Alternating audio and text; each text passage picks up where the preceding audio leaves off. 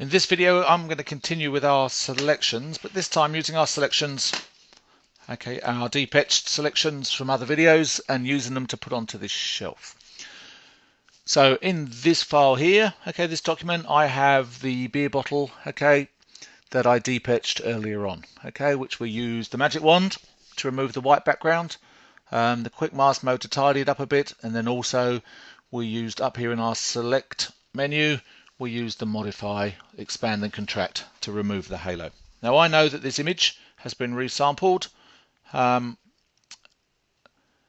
it's 300 dpi high res, which is the same as our shelf. So if I drag this window away, so it becomes a freestanding window, and using my move tool, I'm going to drag my beer bottle onto the shelf. And then I'm going to use Command T or Edit, Free Transform, and hold my Shift to make my bottle the right size for my shelf.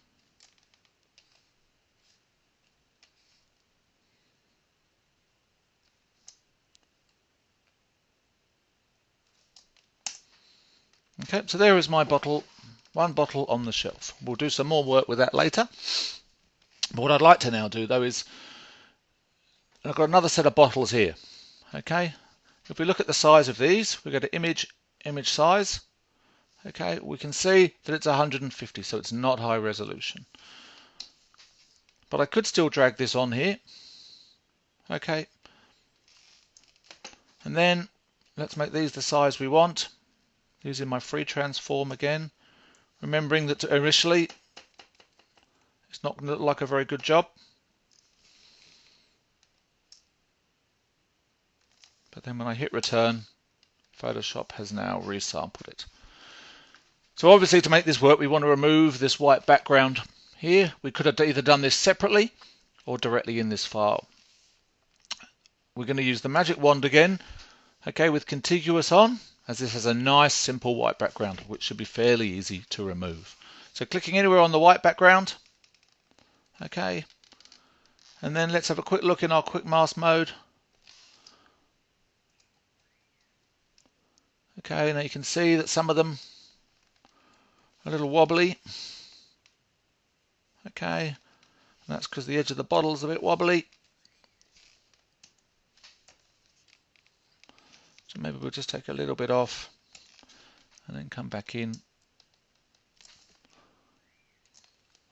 Now we could really clean this up.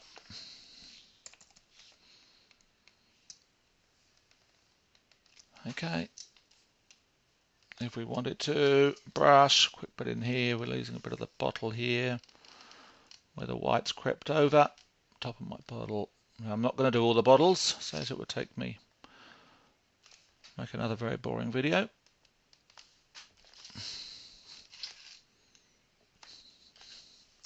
As you see, I'm using again my quick mask, and my Wacom tablet. It's fairly easy just to draw into where I want to put some detail.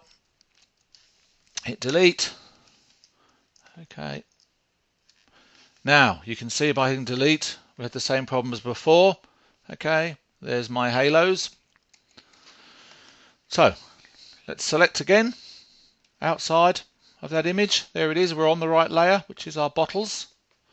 And let's go select, modify, expand. And then hit delete. And then deselect, which is Command D. That looks a lot better already.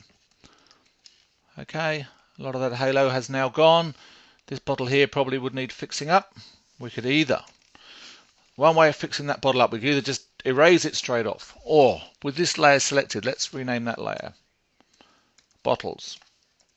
With that layer selected, we can also use a quick mask here on this side tool on our layers. So I have my layer mask. What I'm now going to do, making sure that my colors are set to black and white, with my brush selected, what I do is I actually paint a mask. So you can imagine the idea is I'm painting something over that we can't see, but it's actually hiding what's behind it. This is what we call a non-destructive way of removing stuff. because if I don't like what I've done, okay, I can swap it to my eraser tool and I can put it all back on again. So unlike just bravely hitting delete where the information has gone, using the layer mask allows you to readjust. Okay, so you would probably now come in and do a little bit of tidying up until you are happy. Okay, make those bottles look a little realer. Okay, a little bit more realistic.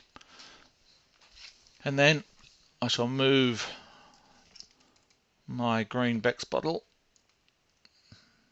in with the rest of the family. Okay, so what else do we now have to do when we're making selections and putting them into a new image? The first thing we need to do is remove a halo, which we've done. Okay, that's one of the most obvious signs that we've sort of manipulated an image. Okay, that we've composited a few things together. Another problem we can often have is that the colors don't match. You know, they come out of one image and they're a lot brighter than the other image, and I would say that all these bottles probably look a little bit brighter than my background. So I'm now going to join all these bottles together. So holding my shift, I'm going to select both layers. Okay, then it's merge layers, which is Command E. Okay, now they're all one layer. My bottles are all together, makes life a little easier. Now I want to play with the adjustments of the colors on this. Now what we're after is our image adjustments, and it's hue and saturation. Okay, it's one of my favorites. Command U is the shortcut.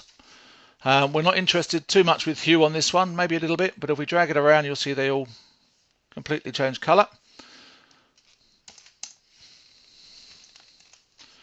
Okay, the saturation is helpful here because I think they're a bit bright. So if we went all the way down, you can see they become duotone, they become black and white, monotone. Okay, but I want them to be a bit more subdued than they were when they came in. Lightness and darkness, we either add white, okay, or add black. Colorizing, if we click colorize on, as you see, it will paint it then whatever color you have selected in here. We're not interested in that today. Okay, so I've desaturated them a little bit. And that's okay. Now I also think this background has predominantly a lot of yellow in it, and some of these, particularly the green one, doesn't. So again, if I go to Image, Adjustments, Color Balance, okay, I can increase, if I drag it right up, you see very yellow. Okay, I can increase the yellow content, okay, of my midtones. Okay, I can also do the same with my highlights. Add some more yellow into my highlights would be quite nice. A bit of red too, let's warm them up. Okay, and even into my shadows. Okay. So I feel more now like those images certainly sit a bit better in that background than they did before. The last thing I'd like to do, okay, is when you're adding something in, one of the greatest ways of making it really feel like it belongs in that image, okay, is to create some shadows. So if we go to create a new layer and drag it down below our bottles, and we'll zoom in on our image. Now what I'm going to do here is I'm going to use my polygonal lasso tool on this layer, which I'm going to call shadow, and I'm going to start just inside this Beck's bottle. I'm going to come right to the edge. I'm going to come inside the last bottle, and then I'm going to join it up. Okay. Now what I'm going to do here, okay, so I'm now going to click, I've created on that shadow layer the selection.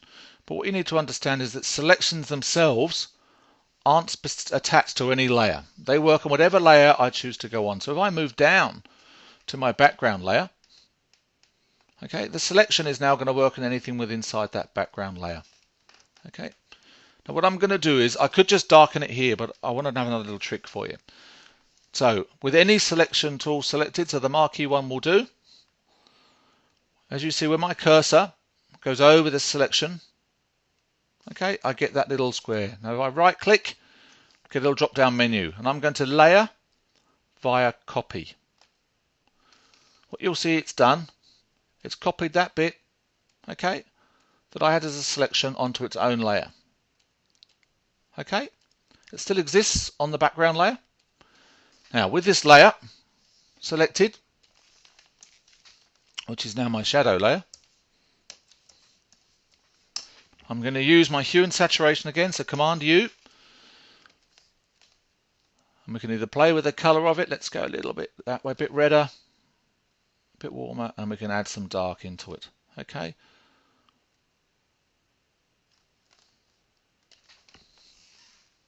All right.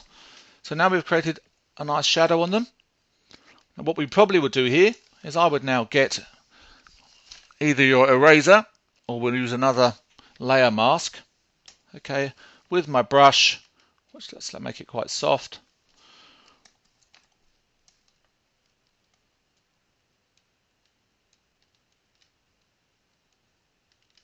Okay, just using that little mask. 1, 2, 3, 4, 5, so there's 8 bottles, so it's got to get a bit squarer as we get into the middle, then that can be pretty square there. Okay, and now they're going to start to move this way a bit more like that. Okay, and if I don't like any of it, remember I can use my eraser to put some of it back. Again, let's make it a soft brush.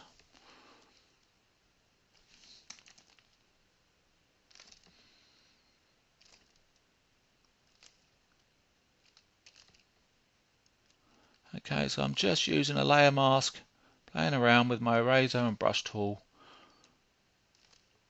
Now the trick of creating that sort of extra layer there, using my layer via copy, means that I don't have a flat shadow. It's got, it's made up of the same texture.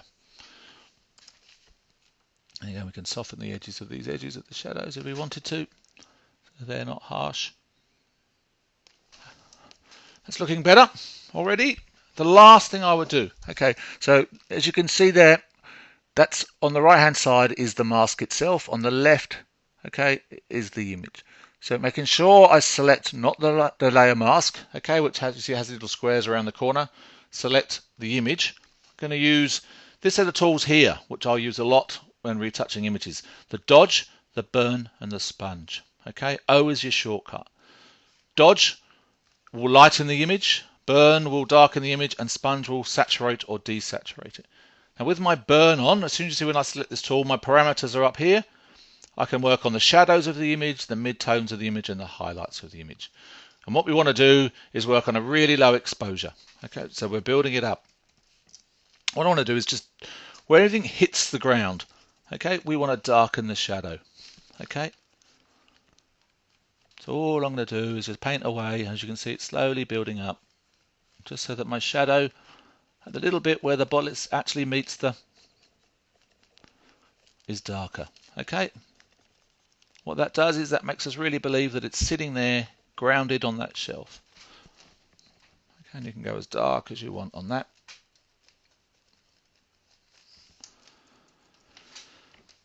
Okay, and that